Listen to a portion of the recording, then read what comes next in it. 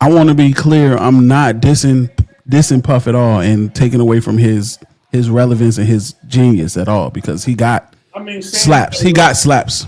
But if it's the late '90s, absolutely, I'm calling Puff. Absolutely, you have to. But if it's the early 2000s, mid 2000s, there's a lot of people on my list I'm gonna call before I call Puff. I don't know because I mean, in the early 2000s, what's Puff's bag? In the early 2000s, I know there's a lot of R&B. Yeah, definitely.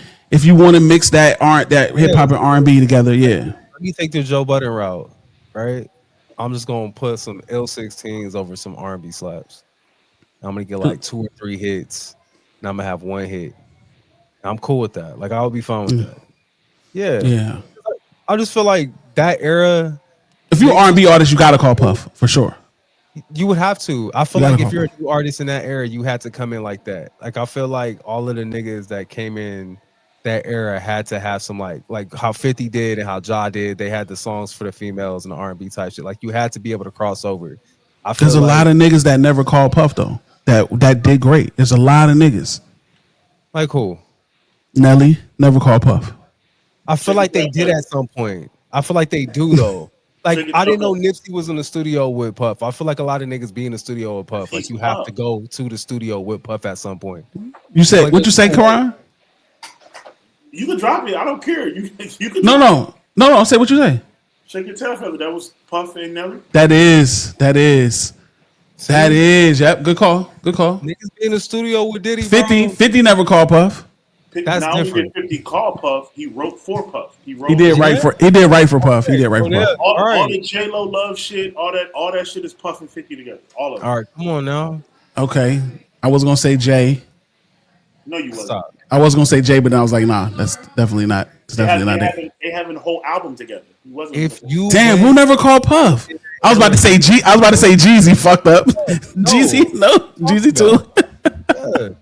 Wait a minute. That era you was in the studio with Puff. Who ain't never called Puff in the early 2000s? Luda. Signed to Puff. Luda ain't never called Puff. Stop. Stop. T.I. Tip ain't never called Puff. Tip did. I don't believe that. Not only did Luda not sign a Puff, he low-key dissed Puff. He said, I could have signed a Puff, but I think I'll pass. Trying to think about the niggas who was running shit. In the studio with him at some point. That doesn't mean just because you didn't sign with him, you said you could have signed with him, so you was in the studio with him at some point. You have to sit down with him if you went mainstream in that era. Damn, it wasn't happening in any era. That is literally not any era. No, specifically that era for sure. Since Puff had Bad Boy Records till he was arrested. If you were anybody, to Corey's point, you sat in the room with Puff. You wanted to for sure. But you didn't have to have a successful career in the post like 2015 for sure. You didn't have to, bro. You could go indie, you can go regional, but if you go mainstream in hip hop, you have to sit with Puff. Remember, niggas only knew about Nipsey on the West Coast and in certain pockets. Yeah, Nip called Puff too. And Nip called Puff. We seen Nip in the studio with Puff on Victory Lab. It's more likely that Cassie called Lauren. And then I said it's more the way Nip tell the story is Cassie called Lauren. Bro, it doesn't matter how you ended up there, right? Mm-hmm. I can talk about my own story. My dad talked to somebody who said y'all should come up here so he can get some looks. Niggas didn't expect to go sit with him, but you have to go talk to him and his people if you want to have opportunity. And it's still like that. As you can tell how people are reacting, knowing he's about to get out in 28. Niggas know what's happening. Okay, we here now. We in the house now for sure. You gotta call. You right, man. You gotta call. If you a rapper, if you're an R&B artist, you gonna blend them together for sure. Yeah, for sure. Yeah. I'm wrong. You gotta call Puff. Oh, maybe. But I'm not gonna call you if I'm not gonna when I call Puff, I'm going to tell Puff, bro, this is not the Puff I want. I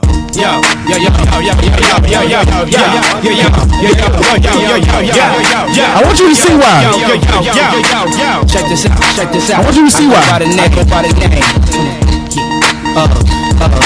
P motherfucking Diddy. Yeah, he goes by the name of G, motherfucking the deputy. And I'm here to set the record straight. I'm here. Yeah, he's still here.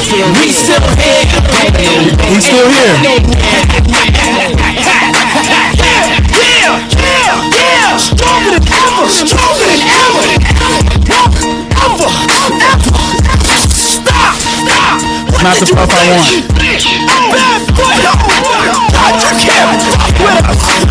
It's been 1 minute. It just. Give a fuck. I'm happy to be here. Fuck y'all. The saga continues. This for my niggas. The 117. We had to wait 117 to get the and G-Dep had bars. Nigga, if whatever Puff say do. I don't. Corey, you gonna let him do 117? You with it? Pay for the beat. Huh? You didn't pay for the beat and the studio time, so respect. I'm about to get some love. Yes. I don't care. Like niggas. I don't want that. I don't want that Puff. 16. That's fine. That's okay. I don't want that Puff. The best part about that is those are stacked. So it's not like it was. It won't one run through. He went in the booth a couple times to go over and over over the shits. And that's imagine being an engineer with him sitting over your shoulder telling you to raise the volume on the screen and lower the laugh. But there's like one question for sure I want to ask Puff if I ever get to interview Puff. I want to know, was Big in the studio when he did this, or was the song already recorded and done? You said what? The little Kim fucking thing? No. I want to know if Big knew about this, or did he just come back to the, like, after this, the next day you come to the session, you come back to the studio to like hear the shit you did last session. Was he in the studio when you did this, or did he just come back one day and then just heard this version of the song?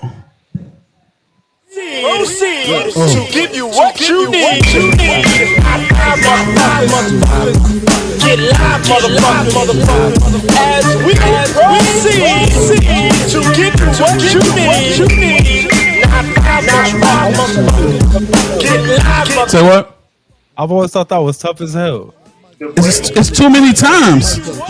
It's too many times. Biggie's asking for his mic to be turned up so he can talk over him.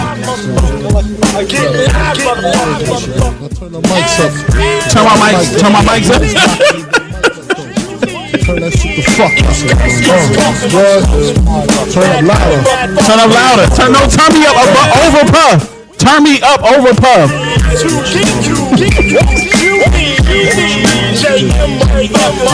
Nigga in the studio like this. Who shot you? Separate the weak from the opsa. We hard to creep the Brooklyn streets. Nah, Biggie was that nigga, bro. Biggie was that nigga. I seen on other podcasts they was talking about who was the best speller in hip hop. And they always say Fab. They always say Fab. Niggas, a lot of niggas be saying Fab, but it might be Big. Big used to spell his shit like, I don't know. I feel like niggas give it to Fab just because the way he spell his name is dope. But Big used to spell his name different way. Like I get it. Fab has like a signature, Fabolous, but Big would spell his name different ways on records. T-O-R-I-O-U-S. You just lay down. Slow. B-I-B-P-O-P-P-A. No info for the D-D-A. Y'all hyping up his name and shit and how he spelled, but you ever hear they say he stole his shit from a whole like the nigga from the South? I heard that shit before. Seen that? Yeah, I heard that shit before. It's too late, man. It is too late, but damn, too bro. Late, could man. you imagine like you was ill in your little pocket and this nigga blew the fuck up looking and sounding just like you? That's crazy. Yeah. I mean, there's something to think. There's something to get from it. There's something to take from it. Like, you know, I was on the right path. Like, I could have had it. Shit out of me. I'm sorry. I was looking away and I saw something move real fast behind and disappear. I got scared. There's something to take from it. You know, you was on the right path. Yeah. There was something you take from it. You was on the right path.